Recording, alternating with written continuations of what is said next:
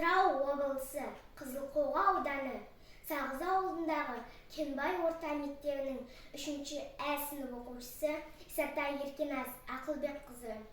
Жетекшім Жарқыра Таранқызы. Абай Құнанбайұлы. Ғылым таппай мақтанба.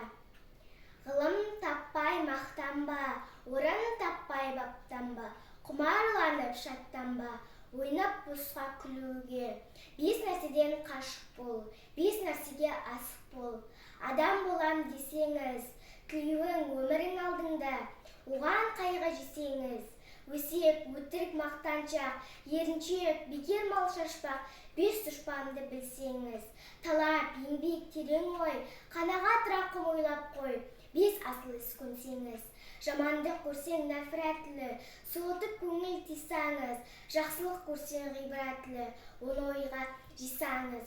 Ғалым болмай немене, балалықты қисаңыз. Болса да ұқсап бақ, бір ғалымды көрсеңіз.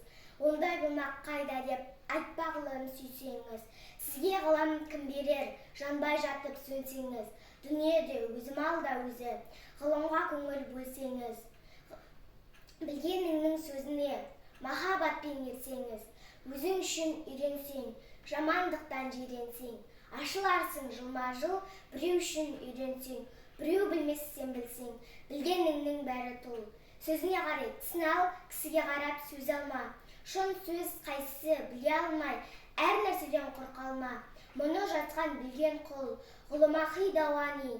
Солай депті ол шыншыл, сөзін оқы және ойла, тез үйреніп тез жойма, жас уақытта көңіл гүл.